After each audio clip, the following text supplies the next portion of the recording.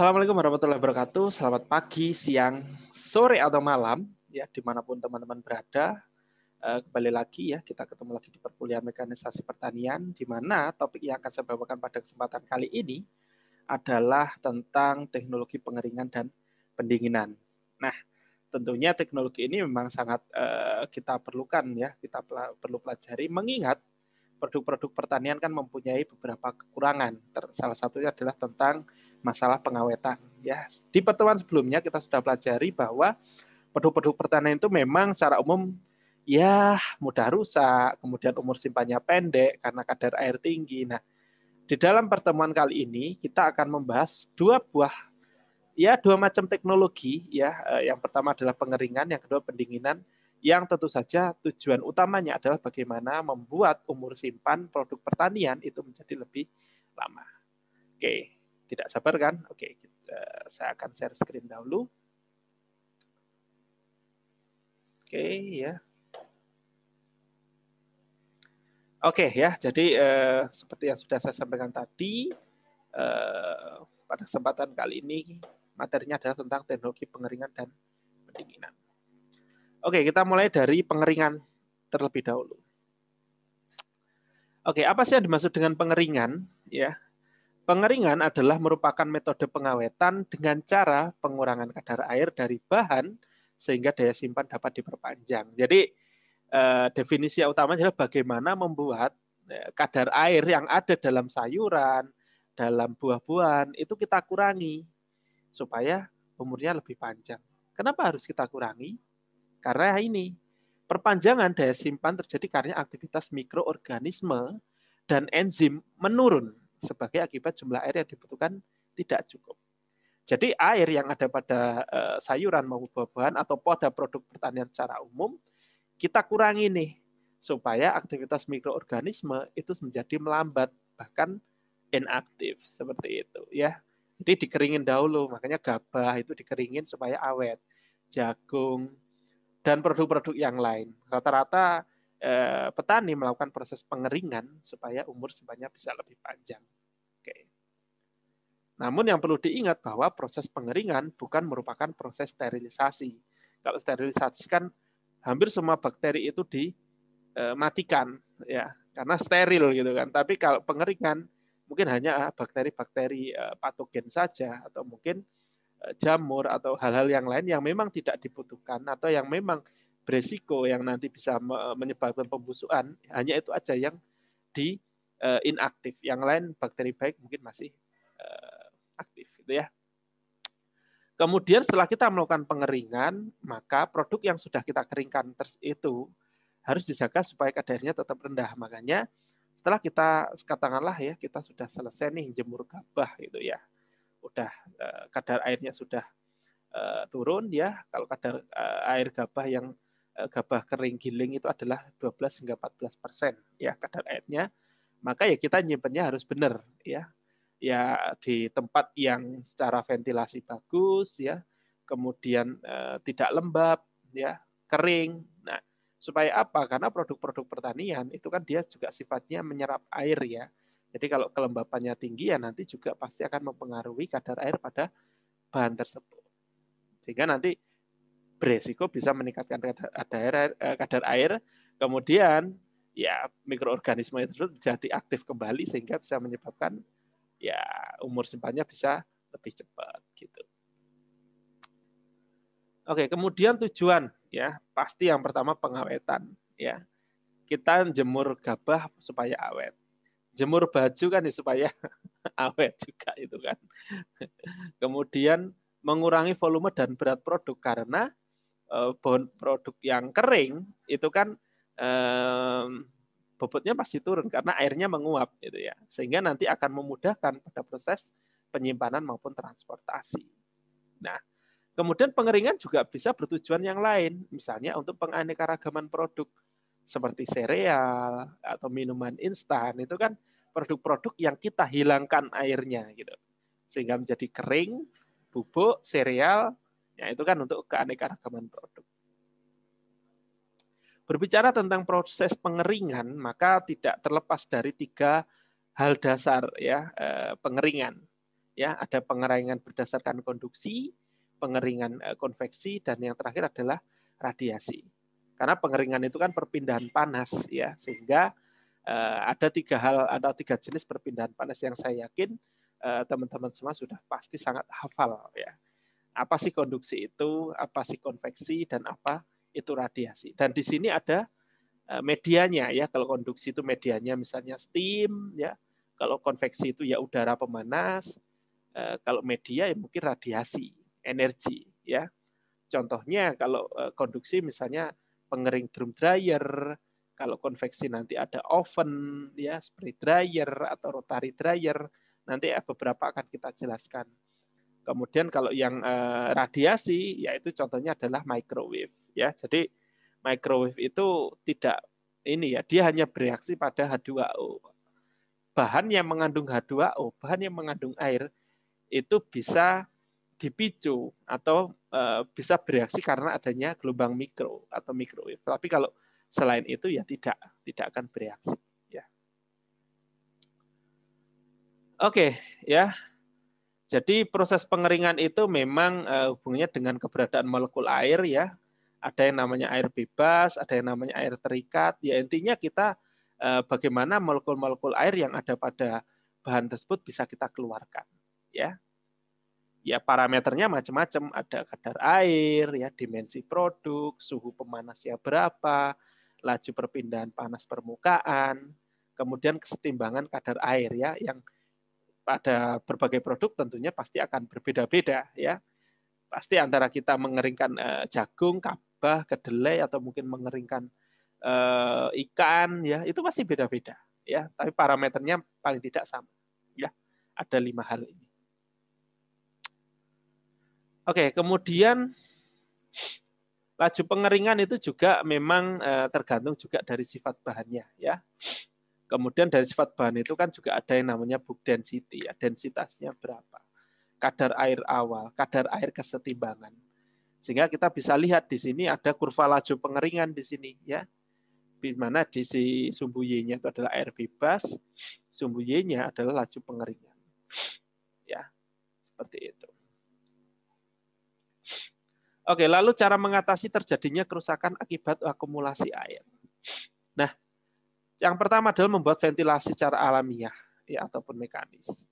Kemudian mengalirkan udara panas, kemudian menggerakkan hasil pertanian secara periodik, kemudian kita juga bisa mengaduk-aduk, kemudian setelah itu kita tutupi secara rapat tempat penyimpanan. Nah, ini lebih ke arah penyimpanan produk supaya produk yang sudah kering itu tadi tidak sampai kadar airnya meningkat. Lalu faktor yang mempengaruhi kecepatan pengeringan, ya, yang pertama jelas, ya, seperti parameter yang sudah saya jelaskan di slide sebelumnya. Yang pertama adalah suhu dan kelembapan nisbi, pasti, ya. Jadi kalau suhunya rendah, ya laju pengeringannya lama. Kemudian kelembapan tinggi, ya sama juga, karena kelembapan itu kan kadar air di udara, sehingga kalau RH-nya tinggi atau kelembapan tinggi, ya otomatis pengeringan pasti lama, gitu kan, lembab, gitu kan. Kemudian kecepatan pergerakan udara. Jadi atau ibaratnya angin, ya, itu juga sangat berpengaruh. Kalau kita mau mengeringkan lebih cepat, ya pergerakan udaranya juga harus lebih besar, kan, gitu ya. Itu kan kayak ditiup gitu. Nah, itu juga bisa mempercepat pengeringan.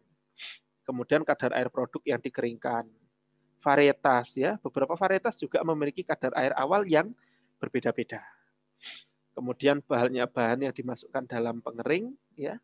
Kemudian suhu udara pengering pada awal dan akhir proses. Nah, ini yang penting nih. Ini teman-teman juga nggak boleh lupa nih. Bagaimana cara mengukur kadar air. Jadi kadar air itu ada 2 cara. Yang pertama adalah basis basah. Yang kedua adalah basis kering. Dua-duanya bisa dipakai. Yang penting konsisten. Jadi misalnya adik-adik mau melakukan penelitian atau praktek katakanlah, mengukur kadar air sebuah produk, maka Anda bisa memilih salah satu dari antara 2 ini, asalkan konsisten. Kalau sejak awal kita berpedoman basis basah, ya nanti sampai akhir juga harus basis basah. Kalau dari awal kita berpedoman basis kering, ya sampai akhir nanti juga harus basis kering. Kalau basis basah, bagaimana cara kita mengukur kadar air basis basah? Misalnya kita ingin mengukur sebuah katakanlah gabah gitu ya. Caranya adalah kita timbang dulu berat basahnya, ya. Kemudian setelah berat basahnya atau gabah itu kita timbang, kita masukkan ke oven selama 24 jam dengan suhu 100 katakanlah. Kemudian setelah itu kita keluarkan, kita timbang lagi. Nah, artinya gabah itu sudah kering. Nah, kemudian kita cari selisihnya antara berat basah dengan berat kering tadi. Selisihnya itu adalah berat air. Karena sudah diuapkan, makanya lebih enteng, ya. Makanya kalau basis basah itu adalah rumusnya berat air atau selisih dari berat basah dan berat kering dibagi dengan berat air ditambah dengan berat bahan kering atau berat basah.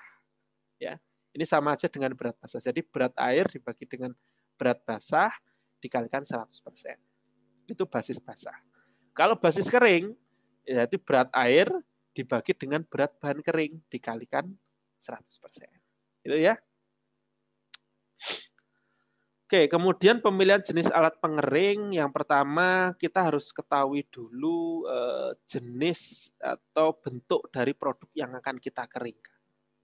Apakah produk itu bentuknya cair, bentuknya pasta, seluri, pulp, cairan kental, ataupun yang lain. Jadi penanganannya nanti pasti beda-beda. Ya, kita tidak bisa menyamaratakan. Misalnya kalau bentuknya cair, produk yang akan kita keringkan misalnya bentuknya cair atau mungkin pasta ya. Kalau kita jemur di matahari kan pasti akan lama gitu kan. Maka dari itu mungkin kita bisa mengambil alternatif lain dengan menggunakan alat pengering atau mesin pengering jenis yang lain. Kemudian yang kedua, sifat bahan. Sensitif terhadap oksidasi atau peka terhadap suhu, ya. Jadi misalnya untuk produk-produk farmasi itu kan dia rentan sekali terhadap suhu tinggi. Nah, maka bisa jadi kita bisa menggunakan mesin pengering model yang lain. Contohnya freeze dryer, ya. Bagaimana kita tetap bisa mengeringkan sebuah produk tanpa menggunakan suhu yang tinggi, tapi dengan tekanan yang rendah. Karena sensitif, ya. Karena produk-produk farmasi kalau suhunya tinggi, manfaatnya atau kandungannya mungkin nanti akan rusak gitu. Nah, ternyata alat pengering itu juga banyak modelnya. Kemudian sifat produk yang diinginkan, apakah nanti bentuknya akan bubuk, instan, atau mungkin bentuknya tidak berubah, ya.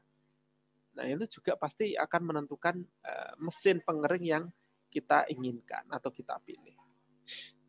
Kemudian harga produk akhir, apakah produk yang akan dihasilkan nanti akan murah atau mahal, karena nanti akan bergantung dengan pemilihan mesin yang akan kita pakai. Ya. Oke. 3 tipe dasar proses pengeringan. Yang pertama adalah pengeringan matahari. Ini adalah pengeringan yang paling mudah, ya. Model pengeringan yang paling gampang, gratis lagi, ya. Karena cukup menggunakan cahaya matahari. Kemudian yang kedua, proses pengeringan atmosferik. Itu ada tipe batch sama tipe continue, ya. Kalau yang tipe batch itu ada tower, ya, kabinet dryer, ya, termasuk oven, ya. Kemudian yang tipe continue ada tunnel dryer, ya, conveyor fluidas bed dryer, spray dryer, dan lain sebagainya.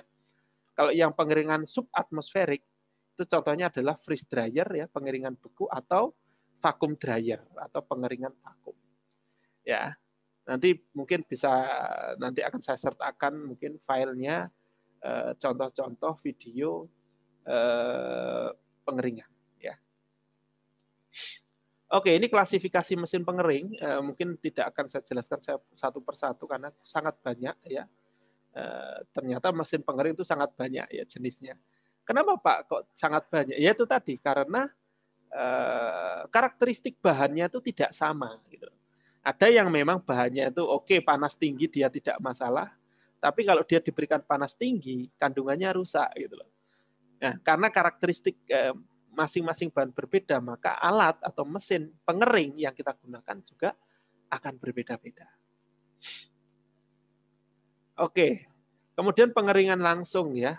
Ini pengeringan dilakukan dengan kontak langsung antara bahan yang akan dikeringkan dengan udara panas ya. Ini tipe batch atau tipe continuous biasanya ya contohnya kayak oven ya, itu pengeringan langsung. Jadi itu kan terkena kontak langsung ya udara panasnya dengan bahan ya. Kalau tipe batch itu artinya dia tidak continue, tidak terus-menerus. Jadi kita kayak oven gitu ya, kita masukkan bahan, kita keringkan, selesai. Kalau continuous tidak, dia seperti ada bed conveyor. Jadi input itu terus-menerus masuk, kemudian di dalam terdapat proses pengeringan, nanti dalam selang waktu dia akan keluar. Gitu. Jadi prosesnya terus-menerus. Oke, ini ya yang mesin pengering langsung tipe batch ya. Paling gampang memang oven sih ya, bentuknya oven ya. Ini ada batch through circulation dryer ya, tray dryer, ini ya sebut aja oven ya, seperti itu. Kemudian ada fluid bed ya. Nah, nanti coba akan saya berikan videonya nanti. Ada. Nah, kalau fluid dash bed drying, jadi ini adalah model pengeringan dengan menghembuskan udara panas dengan kecepatan yang sedikit lebih tinggi. Jadi gini, ibaratnya kayak, aduh harusnya ada video ini. Jadi dihembuskan dengan udara panas tapi dengan tekanan tinggi sehingga misalnya gabah itu nanti sampai terbang-terbang gitu. Dihembuskan udara panas. Nah itu proses pengeringannya akan jauh lebih cepat. Karena tidak hanya udara panas tapi juga dia bertekanan. Jadi ada kayak angin panas gitu. Nah itu pengeringannya bisa lebih cepat selesai. Ya. Seperti inilah kira-kira ya untuk fluid dash bed drying. Kemudian yang tipe continue seperti ini ya, ada continuous tray dryer. Misalnya ini ada ini input bahan basah masuk di sini di hopper. Kemudian di dalamnya ada conveyor berjalan. Dan ini nomor 5, ini yang di bawah ini adalah heater ya, elemen pemanas. Jadi ini di dalam ruangan ini adalah suhunya tinggi karena ada elemen pemanas dan kemudian ini bergerak. Katakanlah di sini kadar airnya 30% misalnya. Gabah. Kemudian dia masuk berjalan di sini sambil melewati udara yang panas, terus berjalan hingga waktu tertentu dia keluar sudah kering. Ini yang dimaksud dengan continuous. Jadi bahan itu terus-menerus masuk. Ya. Kemudian rotary dryer juga sama ya. Ini juga rotary dryer ya. Sama seperti tadi saya kira ya. Kemudian spray dryer ya. Ini spray dryer atau pengering tipe spray semprotan panas itu digunakan untuk bahan dengan viskositas yang cukup tinggi seperti susu atau sari buah. Gampangannya seperti ini. Kalau kalian punya spray dryer, kalian masukkan susu, ya susu murni, masuk ke sini. Kemudian nomor 2 ini ada atomizer, dia menyemprotkan udara panas di sini. Maka yang jatuh ke bawah adalah susu bubuk. Jadi airnya itu sudah nguap. Jadi kita masukkan susu cair, keluar dari alat ini, spray dryer, keluar jadi susu bubuk. Oke, contoh yang lain. Misalnya kita punya sari jeruk, ya. Sari jeruk kita masukkan di sini, masukkan spray dryer, ya, keluar jadi nutrisari. Nah, produk-produk seperti itu yang teman-teman lihat kayak serbuk itu pada dasarnya adalah hasil produk dari spray dryer, ya. Susu bubuk, kemudian ya mohon sebut merek aja ya kayak Nutrisari, ya itu seperti ini prosesnya. Dia menggunakan spray dryer. Ya, jadi di dalam ruangan ini, di dalam cyclone ini ya, dia suhunya panas sekali, ya, di atas 100 derajat, udara panas. Kemudian bahan yang bentuknya cair tadi disemprotkan menggunakan atomizer di sini untuk menghasilkan partikel-partikel cair dengan ukuran tertentu. Jadi kayak seperti nozzle bertekanan. Jadi kalian kalau punya sprayer untuk nyemprot tanaman itu untuk pestisida itu kan kecil-kecil butirannya ya. Ya kayak kabut. Nah, kira-kira seperti itu. Jadi misalnya kita masukkan susu cair, nanti susu cairnya itu masuk atomizer kayak dikabutkan di jos gitu ya. Nah, karena luas permukaannya tinggi, kemudian suhunya juga tinggi, maka air itu akan lebih cepat menguap gitu lah. Karena kan luas permukaannya besar tuh karena bentuknya kabut, kemudian disemprot berhubungan dengan udara yang sangat panas, maka air itu akan cepat menguap. tinggal partikel padatannya yang jatuh ke bawah. Jadi seperti yang saya jelaskan tadi, kita masukkan susu cair, keluar dari sini yang bawah langsung jadi susu bubuk. Nah, gitu ya. Oke, kalau pengeringan tak langsung, berarti itu pengeringan dilakukan dengan mentransfer udara panas ke bahan yang masih basah melalui dinding penahan. Itu juga ada tipe batch sama tipe continue ya. Jadi tidak seperti yang oven tadi atau spray dryer tadi yang bahan itu dia langsung kontak langsung dengan udara panas. Kalau ini tidak. Jadi udara panas atau sumber panas itu nanti akan diberikan ke sebuah dinding gitu ya, permukaan yang nanti bahannya itu akan nempel di permukaan panas tersebut. Contoh ya, agitated pan dryer ya, mungkin ini jarang. Nah, atau freeze dryer ya. Nah, ini freeze dryer ini menggunakan ini. Jadi dia tidak langsung menggunakan suhu panas, tidak. Justru suhunya itu rendah. Makanya disebut pengeringan beku. Loh, kok bisa, Pak? Bagaimana dengan kondisi suhu rendah beku tapi airnya bisa kita hilangkan gitu. Nah, jadi seperti ini ya. Jadi gampangannya adalah seperti ini. Sebentar.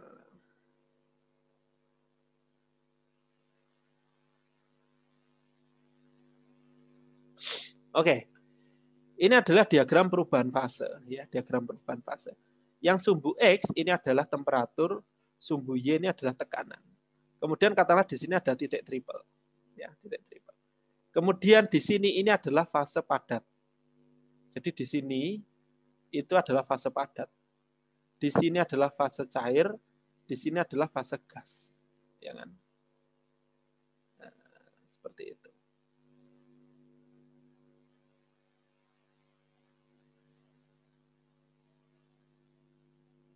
Sorry.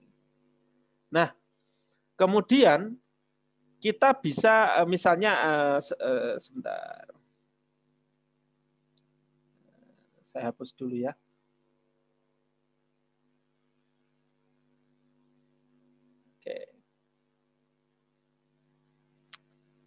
Oke.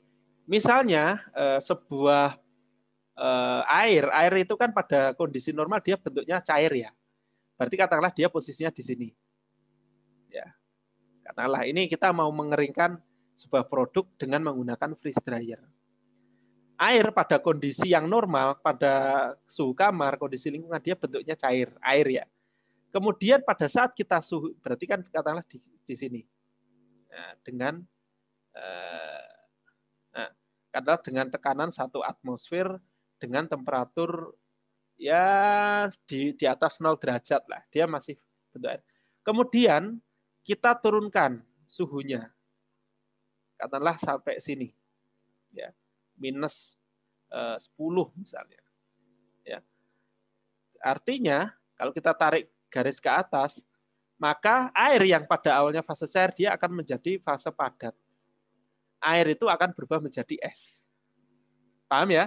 Jadi kita punya air, kita masukkan kulkas, freezer, artinya suhunya diturunkan, tapi tekanannya kan masih tetap, ya tekanannya masih tetap adalah 1 atmosfer. Tapi air itu akan berubah fase menjadi es atau padat. Nah, kalau sudah sampai seperti ini, fase padat, maka langkah berikutnya adalah kita turunkan tekanannya hingga melewati dia garis ini, kurva ini. Katakanlah posisinya di sini. Artinya apa? Air yang awalnya dari cair kemudian didinginkan menjadi padat, kemudian kita turunkan tekanannya sampai di sini, ya, sampai minus entah itu 2 atm misalnya, ya. Maka esnya itu padat, yang bentuknya padat, dia akan berubah fase langsung menjadi gas, tidak melewati fase cair. Jadi air didinginkan jadi es batu, kemudian tekanannya kita turunkan, maka es batu itu langsung menguap. Nah, freeze dryer itu cara kerjanya seperti itu. Itulah kenapa produk-produk yang menggunakan freeze dryer itu adalah produk-produk dengan produk-produk dengan nilai ekonomis yang tinggi, ya, karena prosesnya agak mahal gitu loh, membutuhkan energi yang cukup besar, sehingga hanya produk-produk tertentu saja yang baik cocok digunakan freeze dryer. Walaupun semuanya bisa sih.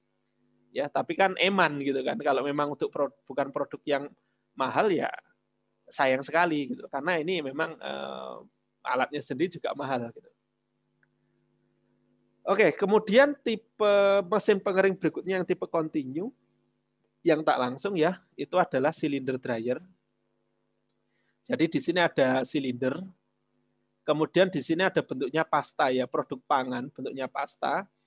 Kemudian di dalam drum itu adalah ada air panas ya, steam heated drum ya. Jadi di dalamnya ini ada steam itu kan kayak air yang dipanaskan.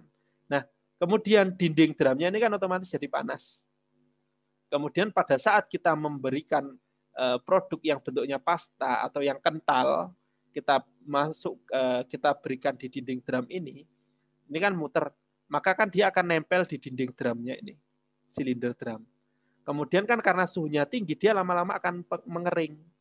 Kemudian di sini ada knife, ya, ada pisau, ada kayak pengerik gitu, sehingga nanti pada saat yang produk yang sudah kering nanti akan dikerik di sini.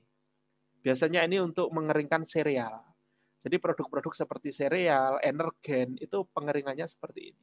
Dia awalnya bentuknya pasta, dia awalnya bentuknya kental, seperti itu ya, seluri, nanti dia akan kering seperti ini. Ya. Drum dryer hampir mirip dengan cylinder dryer, ya, hampir mirip. Kemudian yang berikutnya adalah mesin pengering inframerah, ya. Ada infrared dryer atau radiant heat dryer, ya. Cuma masih kurang familiar di kita, ya. Tapi ini ada. Oke, itu tadi yang tentang materi pengeringan. Berikutnya adalah materi pendinginan. Ya. Pendinginan di sini adalah untuk mencegah kerusakan produk tanpa mengakibatkan pematangan abnormal atau perubahan yang tidak diinginkan, sehingga mempertahankan komoditas dalam kondisi yang dapat diterima konsumen selama mungkin. Nah, tadi di awal juga sudah kita jelaskan bahwa ya salah satu pengawetan selain pengeringan ya pendinginan. Jadi produk itu kita masukkan ke dalam suhu rendah. Supaya apa? Supaya aktivitas mikroorganisme itu bisa kita nonaktifkan gitu loh. Kan hanya itu sebenarnya yang mau kita lakukan. Bagaimana caranya mikroorganisme itu dia tidak atau tidak aktif. Karena kalau dia aktif kan ya bisa membuat produk itu lebih matang, kemudian busuk kan gitu ya. Utamanya busuk lah, supaya untuk memperlambat pembusukan itu ya caranya dua, kita keringkan atau kita dinginkan. Nah ini sekarang kita bahas yang kita dinginkan. Ya, banyak saya kira ini ya contohnya di kulkas, kemudian ada cold box ya dan lain sebagainya. Ya.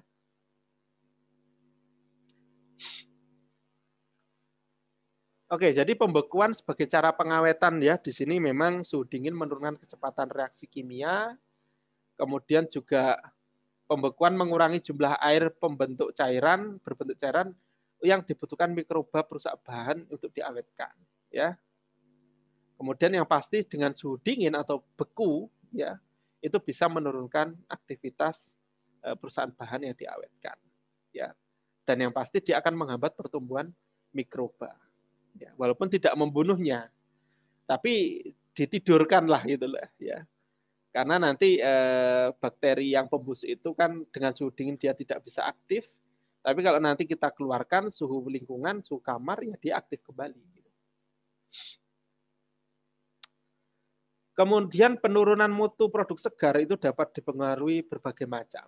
Ya, yang pertama jelas ya perubahan metabolik seperti penguapan, kadar etilen, tekstur dan aroma. Karena produk-produk pertanian kan rata-rata masih punya etilen ya, yang membuat walaupun kita manen produk itu karena belum matang, tapi kalau kita simpan lama-lama dia jadi matang, ya, karena ada etilen gitu. Ya, pematangan itu terus berlangsung. Nah, caranya gimana ya? Kita hambat pematangan itu, ya, dengan suhu dingin. Kemudian pertumbuhan dan pengembangan, ya, transpirasi, cacat, kerusakan fisiologis, ya, seperti itu. Kemudian yang harus diperhatikan dalam melakukan proses pendinginan yang baik adalah ya ini waktu antara panen dan pre-cooling. Ya, pre-cooling itu memang penting. Jadi setelah kita panen, kalau bisa, kalau memang nanti jarak antara panen dengan ruang pendingin itu nanti masih lama, ya kita gunakanlah pre-cooling gitu ya. Misalnya kita mancing nih ya, mancing di tengah laut, karena kita tidak punya freezer, kemudian dari laut sampai ke daratan katakanlah masih beberapa jam, daripada nanti ikannya keburu busuk, ya udah kita berikan es batu misalnya. Yaitu pre-cooling. Ya, pre-cooling. Oke, kemudian yang harus diperhatikan lagi adalah jenis karton ya. Itu hubungannya dengan pengemasan ya, sebelum pemindahan dari lokasi panen ke mesin pendingin. Kemudian cara pendinginan dan waktu yang dibolehkan, suhu produk sebelum didinginkan, suhu produk akhir ya, sanitasi dan pelihara suhu produk ya, yang penting itu. Ini tadi saya kira udah ya, untuk mengurangi aktivitas respirasi dan metabolisme. Bisa juga untuk menghambat proses pertunasan ya. Misalnya untuk produk-produk yang berbasis biji, benih, ya pendinginan itu juga perlu untuk menghambat pertunasan. Ya, kalau nanti sudah tumbuh tunas kan sudah beda kasus ya. Tidak bisa dipergunakan kembali. Oke, kemudian ini macam-macam pre-cooling ya atau pendinginan mula ya. Ada yang jenis pendinginnya adalah udara dingin ya.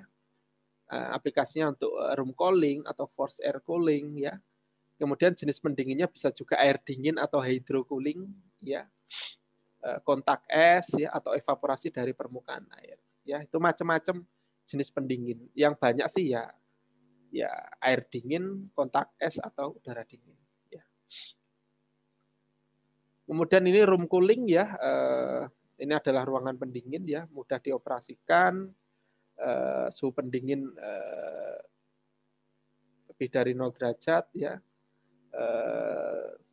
Cuma ini mungkin lebih mahal gitu ya. Kemudian forced air cooling ya. Di sini udara pendingin didorong dengan kipas ya, seperti ini. Seperti kayak inilah, kayak AC, air conditioner, cuma dia lebih dingin lagi gitu ya. Kemudian hydro cooling ya. Di sini panas produk dipindahkan melalui media air ya. Banyak digunakan untuk sayuran, untuk mempertahankan tekstur dan kesegaran ya. Kemudian sering terjadi mechanical injury ya. Untuk komoditi yang tidak sensitif terhadap air ya, ini cocok menggunakan hydro cooling. Ya. Seperti ini ya, hydro cooler ya. Kemudian ada juga ice cooling ya. Ini merupakan metode pendinginan paling tua. Jadi kita menggunakan balok es atau es yang dicacah atau apapun itu yang nanti digunakan untuk bongkahan es itu digunakan untuk mendinginkan produk ya sebelum dikemas ya. Nah, ini saya kira bisa dibaca di sini ya. Kemudian bisa juga menggunakan dry ice ya. Dry ice atau es kering itu adalah karbon dioksida yang dibekukan sebenarnya ya. Nah, ini bisa dingin banget ya, suhu temperaturnya bisa sampai -78 ya, dry ice. Makanya ada istilah quick freezing, yaitu bisa menggunakan dry ice. Ya. Kemudian ada juga vacuum cooling ya, ini efek pendinginan melalui panas laten penguapan ya. Ini pendinginannya paling cepat juga ya karena kita menggunakan tekanan vakum atau tekanan di bawah 1 atmosfer. Sehingga dengan tekanan vakum atau tekanan yang rendah, suhu itu penguapan itu juga titik uap air itu juga semakin turun gitu loh. Ya. Semakin rendah lagi gitu. Nah, ini tapi ya semakin canggih semakin mahal juga memang, ya. Oke, saya kira demikian yang bisa saya sampaikan untuk materi pengeringan dan pendinginan. Masih banyak sebenarnya hal-hal yang perlu disampaikan, tapi juga karena keterbatasan waktu juga ya. Nanti teman-teman bisa explore ya model-model pendinginan pada produk-produk pertanian yang lain. Oke, saya kira itu. Terima kasih atas perhatiannya. Kita ketemu lagi di lain kesempatan. Wassalamualaikum warahmatullahi wabarakatuh. Ciao.